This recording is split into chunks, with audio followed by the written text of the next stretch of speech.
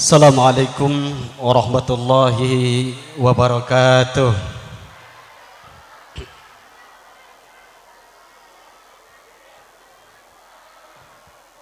Innal hamdalillah nahmaduhu wa nasta'inuhu wa nastaghfiruh wa na'udzu billahi min shururi anfusina wa min sayyiati a'malina. May yahdihillahu fala mudhillalah wa may yudlilhu fala hadiyalah. La haula wa la quwwata illa billah. Qala Allah ta'ala fil Qur'anil Karim, a'udzu billahi minasy syaithanir rajim. Bismillahirrahmanirrahim. Ya ayyuhalladzina amanu idza qila lakum tafassahu fil majalis fafsahu yafsahillahu lakum wa idza qila suzu fansuzu yarfa'illahu alladzina amanu minkum walladzina utul ilma darajat. Al-ayah. Shadaqallahul azim. Wa qala nabiyyu sallallahu alaihi wasallam, ughdu aliman aw muta'alliman aw mustami'an aw muhibban wala takun khamisan fatahlaka. Yang saya hormati Kepala Kantor Kementerian Agama Republik Indonesia Kabupaten Indramayu, yang dalam hal ini diwakili oleh Kasubag TU Bapak Dr. Andus Haji Mahya Hasan MSI, sekaligus senior dan sahabat saya ketika di Jakarta, IAIN Jakarta. Pak Pengawas, Kepala MTS Negeri 4 Indramayu, beserta Ibu dan Dewan Guru Staf TU, yang saya hormati Kepala SMK Muhammadiyah Kandang Haur, hadirin undangan, wabil khusus anak-anakku sekalian yang akan di Pawidya, yang akan di wisuda kelas 9 MTS Negeri 4 Indramayu. Bersyukur kehadirat Allah Subhanahu wa taala, secara pribadi saya bisa menghadiri acara Haflatu Akhir Sana Pawidya perpisahan kelas 9 MTS Negeri 4 Indramayu. Mudah-mudahan pertemuan kita pada pagi hari ini memberikan manfaat bagi kita sekalian, dan perpisahan sesudah pertemuan ini juga perpisahan yang membawa manfaat bagi kita sekalian. Salat dan salam semoga selalu terlimpah karibahan junjungan kita Nabi besar Muhammad sallallahu alaihi wasallam dan seluruh pengikutnya yang setia hingga akhir zaman. Dan mudah-mudahan kita yang hadir di tempat ini juga termasuk umat Kanjeng Nabi yang ajeg istiqomah dengan ajaran baginda Rasulullah sallallahu alaihi wasallam. Hadirin yang saya hormati, saya tidak akan berpanjang kata. Pak Kepala Kementerian Agama, sekedar tahadus bin nikmah, saya kemana-mana tidak pernah malu untuk memunculkan CV saya, kurikulum vitae saya, bahkan di beberapa buku yang saya tulis pasti di akhir itu pasti bunyi, saya alumni MTS Ibnu Hajar Kandang Haur. Sekali lagi saya sampaikan, saya alumni MTS Ibnu Hajar Kandang Haur. Jadi kalau dikatakan MTS hebat, itu bukan sebatas kata-kata. Saya hari ini, sekarang ini sesungguhnya ada jam di IAIN Cirebon, tetapi karena saya menghargai undangan Kepala MTS Negeri 4, maka saya ingin sempatkan untuk hadir di tempat ini. Ada sahabat saya, saudara saya, Ibu Haja Masnua Darmanto, ini juga alumni MTS Ibnu Hajar Kandang Haur dan sekarang jadi Kepala MINU Karanganyar Kandang Haur. Pak Kepala juga alumni MTS Ibnu Hajar Kandang Haur, Haji Nuruddin MAG. Di sebelah Pak Kepala itu Mubalik Kondang. Bapak Ustadz Carsita Simatupang, alumni MTS Ibnu Hajar Kandang Haur. Siapa lagi? Pak Kubu. Oh iya. Pokoknya tidak saya sebut satu persatu. Banyak alumni MTS Ibnu Hajar yang menjadi cikal bakal berdirinya MTS Negeri 4 Indramayu. Adik saya, Pak Kepala, juga alumni MTS Ibnu Hajar Kandang Haur, Dr. Haji Pendi Susanto, yang sekarang jadi kasih kurikulum di Dinas Pendidikan Kabupaten Indramayu. Jadi Pak Kuwu, kalau Pak Kuwu menginvest untuk membangun, memplester halaman ini, saya punya keyakinan betul bahwa investasi yang diberikan oleh MTS Negeri 4 Indramayu jauh lebih besar ketimbang apa yang diinvest oleh Pak Kuwu hari ini. MTS Negeri 4 menyumbang sumber daya manusia yang sangat luar biasa Pak Kuwu. Jadi kalau dulu ada adagium yang mengatakan orang-orang Parian, kanggo apa sekolah, mayang, munang lauk. Itu masih teringat saya ketika sekolah di MTS Ibnu Hajar Kandang Haur. Saya jalan kaki dari rumah untuk sampai ke MTS Ibnu Hajar Kandang Haur. Dan saya punya keyakinan kalau tadi ada slogan madrasah hebat, madrasah bermartabat, itu betul-betul menginspirasi bagi kita sekalian. Saya termasuk orang yang tidak pernah mengenyam di pendidikan umum. Begitu keluar dari SD, teman-teman angkatan kedua saya masuk ke SMP Negeri 1 Kandang Haur, saya justru berbalik arah, tidak ikut Ebtanas waktu itu, tapi masuk ke MTS Ibnu Hajar Kandang Haur. Karena saya punya keyakinan dengan modal agama yang kuat bisa menjadi basic ke depan bagi anak-anak kita. Kalau sekarang ada SD IT, ada SMP IT, itu karena malu-malu untuk menyebut madrasah sanawiyah. Kenapa harus ada madrasah terpadu, ada SMP terpadu, kalau kemudian ada MTS? Apa yang kurang dari MTS? Semua serba lengkap. Apa yang ada di SMP ada di MTS, tetapi apa yang ada di MTS belum tentu ada di SMP. Oleh karena itu harus bangga menjadi alumni madrasah sanawiyah. Ketika teman-teman ke SMA, kami bareng-bareng ke PGA Negeri Cirebon. Ketika yang lain ke perguruan tinggi umum, saya harus ke IAIN Jakarta, S2 ke IAIN Cirebon, baru kemudian S3-nya ke Universitas Islam Nusantara Bandung.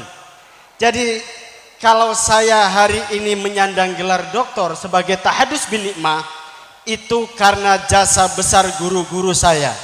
Ada Pak Waryono yang dulu masih BA, tapi sekarang sudah S1 ya Pak Waryono ya. Saya tetap cium tangan beliau karena beliau menginspirasi saya untuk berdiri hari ini. Hadirin yang saya hormati, saya bicara tentang komite hari ini. Pak Nanang tadi mana? Pak Nanang mohon maaf, ini persoalan datangnya lebih awal saja Pak, karena saya sedianya jam 9 juga sudah harus pamit Pak Kuwu dari tempat ini. Saya harus sampaikan begini, hadirin yang saya hormati, ada dua tantangan yang dihadapi oleh kita sekalian dalam dunia pendidikan. Kalau tadi Pak Kepala Kementerian Agama menyampaikan tema yang sangat menarik pagi ini, tunjukkan kehebatan bakat dan potensimu menjadi manusia teladan. Saya pernah menulis, sekolah bukan kuburan massal. Pendidikan bukan kuburan massal, dalam tanda kutip. Siapa yang tidak tersinggung, Bapak Ibu hadirin yang saya hormati, terutama yang concern di bidang pendidikan, ketika ada orang mengatakan, kalau saja ijazah di negeri ini bukan menjadi persyaratan formal, maka tidak akan saya sekolahkan anak saya ke lembaga formal. Tapi sayangnya di negeri ini selembar sertifikat, selembar ijazah itu lebih dihargai ketimbang performa seseorang. Yang kedua, siapa yang tidak tersinggung ketika dikatakan sekolah sekarang tidak kemudian mampu mengembangkan potensi anak didik, malah cenderung mematikan potensi anak didik. Saya berkali-kali Pak Kepala mengkritisi, kenapa harus ada KKN? Sementara kemampuan anak-anak itu berbeda-beda. Kemampuan peserta didik itu berbeda-beda. Semua dipaksakan pada bidang studi tertentu harus sama nilainya. Sama dengan KKM atau di atas KKM. Padahal potensi anak berbeda-beda. Penemuan terbaru tentang kecerdasan majemuk, multiple intelligence, itu semakin menegasikan bahwa sejatinya tidak ada anak-anak yang bodoh. Tidak ada anak-anak yang tidak pintar. Mereka pandai di bidangnya, mereka hebat di bidangnya. Siapa mengira seorang penyanyi itu tidak cerdas? Cerdas. Saya semalam lihat Lesti di panggung Indosiar. Saya kagum kepada Lesti. Kenapa? Berbagai lagu dengan syair yang sangat panjang ditodong untuk minta lagu apapun, judul apapun, sampai Pak Kuwu sawer. Itu menunjukkan bahwa seorang penyanyi cerdas. Siapa yang tidak mengatakan Haji Rhoma Irama itu cerdas? Cerdas. Lagu semenjak tahun berapa sampai tahun sekarang dia hafal. Belum tentu oleh seorang Mas Duki hafal lagu Rhoma Irama. Jadi jangan dikatakan kemudian seorang anak yang bertipe kinestetik itu bodoh. Dia bisa ke depan jadi seorang olahragawan yang unggul di bidangnya. Jangan dikira seorang yang tipe linguistik itu bodoh di bidangnya, dia pandai di bidangnya. Bapak Ibu pernah melihat Ustadz Abdul Somad atau Kiai Juta Umat Zainuddin MZ di hadapan jutaan umat di tengah-tengah lapangan, mereka tidak ada yang satu pun bicara, terhipnotis dengan apa yang disampaikan oleh Kiai Haji Zainuddin MZ karena beliau tipe linguistik, pandai untuk merangkai kata-kata sehingga apa yang diungkapkan, apa yang disampaikan itu meresap, menarik kepada para mustami'in, para pendengar. Jadi saya harus katakan, Bapak Ibu yang berada di MTS Negeri 4 Indramayu ini, jangan sekali-kali haram hukumnya untuk mengatakan anak kita bodoh. Tidak ada anak yang bodoh. Tugas kita meminjam bahasa Profesor Paul Preyer adalah bagaimana guru mampu mengembangkan potensi anak yang sudah dibawa semenjak dia lahir itu, bukan malah mematikan potensi anak. Oleh karena itu, saya harus tegaskan dua tantangan kita sekarang ini. Pertama, tantangan internal pendidikan kita menghadapi kompetisi, kita menghadapi persaingan yang sedemikian hebat dengan pendidikan yang lain. Kalau kemudian kita tidak mampu untuk melakukan pembaharuan, kita tidak mampu melakukan inovasi dalam pembelajaran, maka kita akan ketinggalan. Pembelajaran yang menarik, ada pakem, ada paikem, ada paikem gembrot, itu coba kita upayakan supaya kemudian anak menarik dalam pembelajaran. Terutama adalah, pertama, senangkan dulu anak pada gurunya. Kalau sudah senang pada gurunya, insya Allah senang pada pelajarannya. Yang kedua, saya harus mengatakan tantangan yang lebih berat yang dihadapi oleh kita adalah tantangan eksternal dunia pendidikan kita. Kita menghadapi globalisasi, kita menghadapi masyarakat ekonomi Asia, kita menghadapi masyarakat ekonomi Eropa, kita menghadapi era yang disebut oleh Profesor Renal Kasali dengan istilah disruption, atau yang terbaru kita menghadapi revolusi industri 4.0. Kalau ini tidak diantisipasi, maka kita akan ketinggalan zaman, maka kita akan ditinggalkan oleh pelanggan-pelanggan kita. Terakhir, saya harus mengatakan tidak ada pendidikan yang mahal sepanjang pendidikan memberikan balikan yang sama dengan apa yang dikeluarkan oleh pelanggan kita atau bahkan di atas harapan pelanggan kita.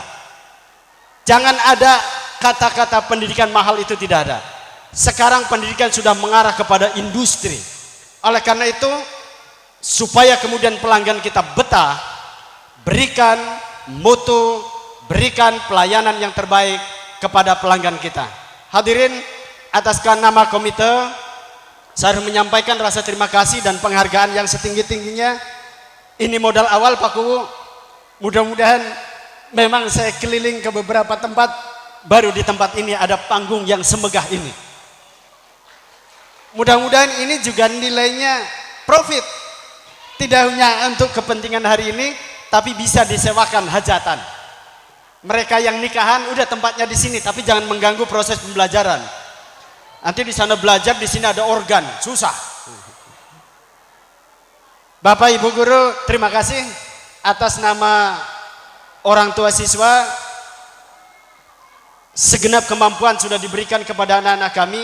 Mudah-mudahan ini investasi. Saya punya keyakinan human investment itu perlu durasi yang cukup lama. Berbeda dengan apa yang dibangun oleh Pak Jokowi, membangun infrastruktur itu lebih cepat dirasakan hari ini. Tetapi membangun manusia itu butuh 1-2 generasi, 50, 10, 100 tahun ke depan. Oleh karena itu jangan pernah berputus asa. Kalau hari ini belum tercapai cita-cita kita, mudah-mudahan pada generasi selanjutnya. Kemudian tentu pesan kami kepada kedua Bapak Ibu orang tua siswa, jangan pernah puas berhenti sampai di sini, sampai MTS, lanjutkan sampai ke jenjang yang lebih tinggi.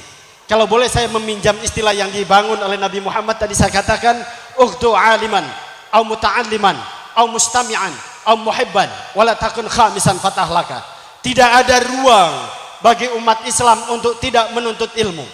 Pilih strata yang pertama, muta'alliman. Kalau tidak au mustami'an, kalau tidak muhibban, wala takun khamisan fatahlaka. Jangan jadi yang kelima. Kalau jadi kelima hancur saja. Jangan jadi umat Kanjeng Nabi Muhammad sallallahu alaihi wasallam. Hasbunallah wa ni'mal wakil. Billahi fi sabilillah. Assalamualaikum warahmatullahi wabarakatuh.